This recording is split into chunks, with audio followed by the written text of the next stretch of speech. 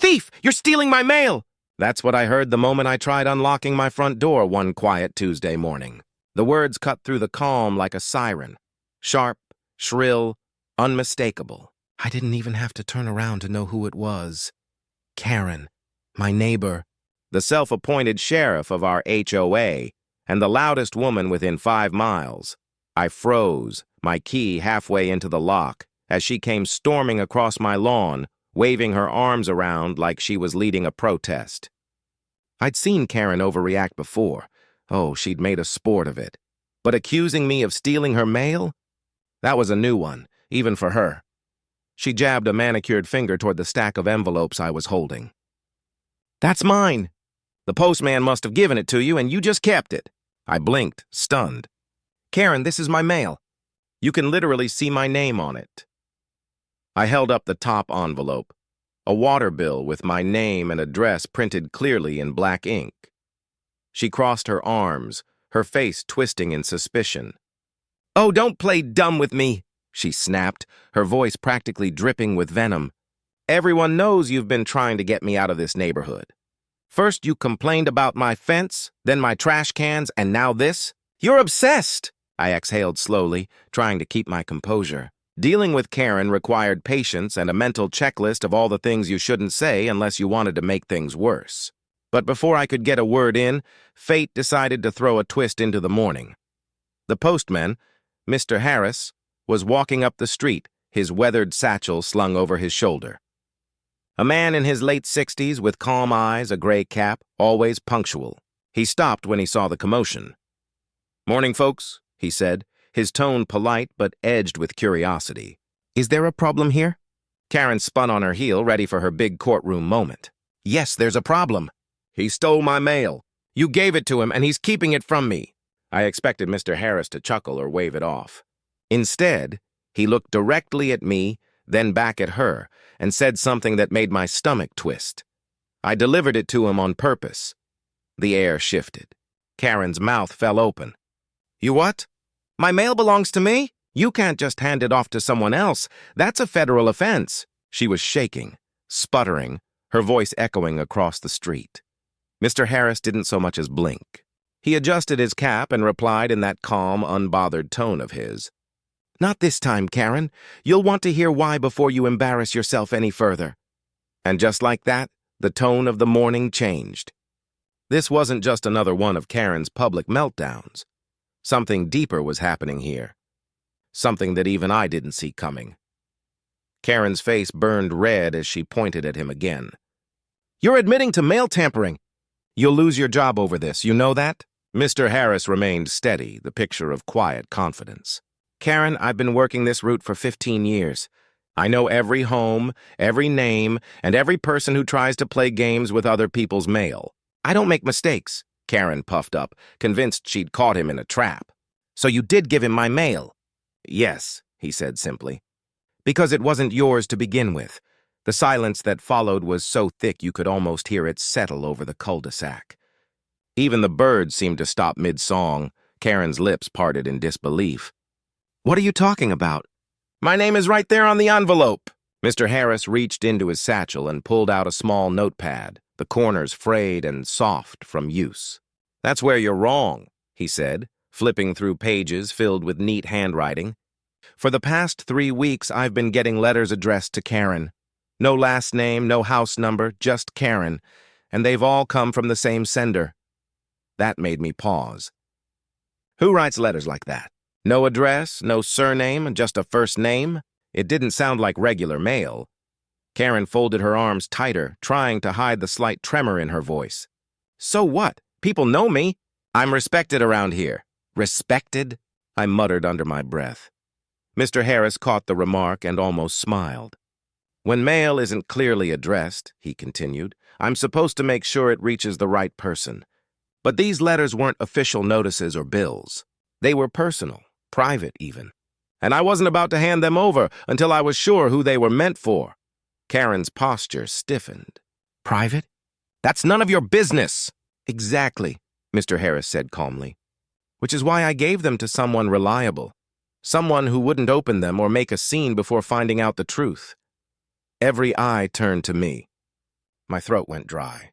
Wait, are you saying I've been holding letters that weren't even hers? Mr. Harris nodded slowly. Yes, but before either of you jumps to conclusions, there's something you both need to see. He reached into his satchel again and withdrew a thick white envelope, sealed tightly. The paper looked heavier, more deliberate. He handed it to me, not to Karen.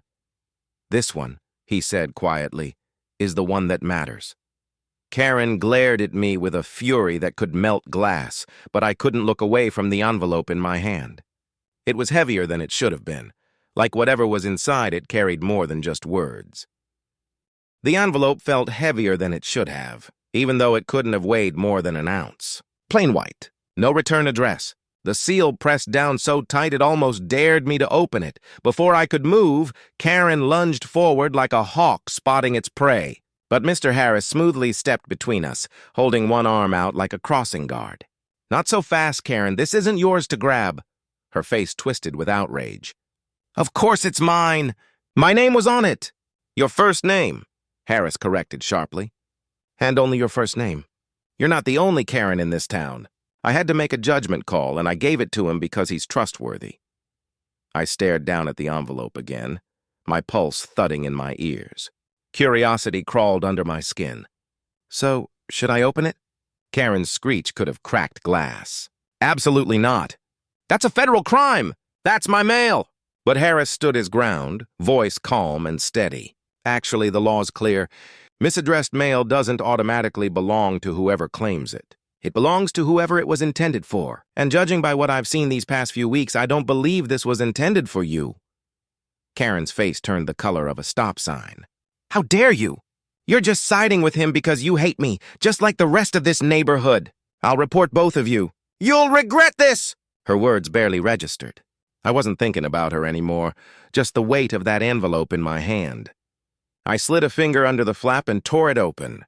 Inside was a folded sheet of paper, handwritten in tidy, flowing cursive. I unfolded it carefully, my eyes catching the first few lines. And then I froze. It wasn't addressed to Karen. It was addressed to me. My throat tightened as I read aloud, voice shaking slightly. To the man at 145 Cedar Lane, this is for your eyes only. I know what your neighbor has been doing, Karen shrieked. Give me that. Stop reading it. She lunged again, but Harris was faster. He planted his feet, blocking her completely. I kept reading, my hands trembling. She's been meddling with more than HOA rules. She's been tampering with accounts, forwarding complaints under your name, and blaming you for things you never did. I looked up, stunned. Harris gave a slow, confirming nod, as if he'd known all along. The letter continued, exposing everything I had suspected, but never been able to prove.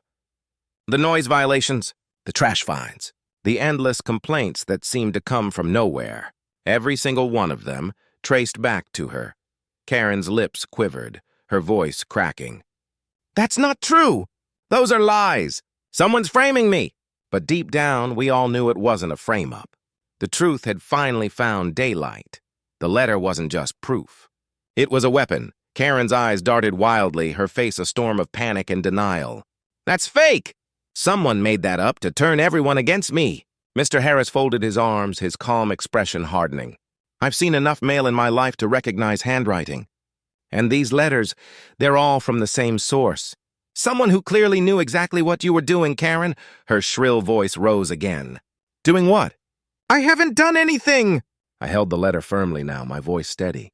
It says you rerouted HOA complaints under my name. You've been framing me as the neighborhood troublemaker while pretending to be the victim. Her mask cracked just for a second. I saw guilt flash in her eyes before she buried it under another layer of anger. Even if that were true, you can't prove it. No one's going to believe you over me. But Mr. Harris wasn't done. From his satchel, he pulled out a small stack of envelopes, each addressed only to Karen. He handed them to me. These were all delivered the same way. Each one reveals a little more. Whoever sent them wanted the truth to come out. I tore one open and read it aloud. She manipulated the HOA board into thinking her neighbor violated trash policies. She used his name to dodge her own fines. Gasps echoed through the cul-de-sac. A small crowd had gathered. Neighbors drawn by Karen's shouting, and now they were listening in silence. Eyes turned toward her, some wide with disbelief, others narrowed in disgust. Karen stumbled backward, her confidence crumbling with every second.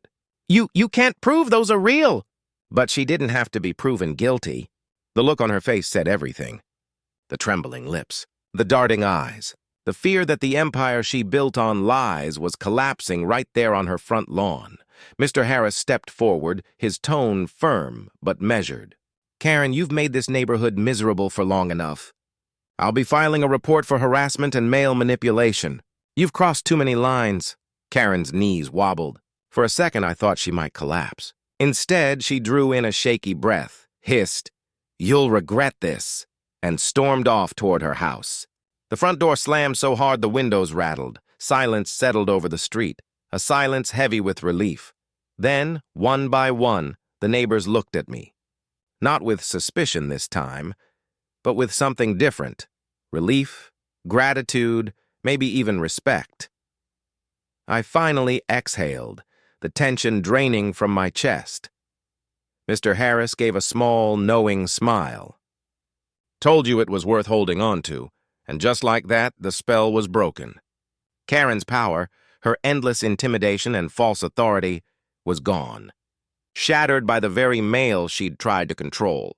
So if you enjoyed this unbelievable HOA showdown, make sure to hit that like button, drop a comment with your thoughts, and don't forget to subscribe for more wild neighborhood stories every week.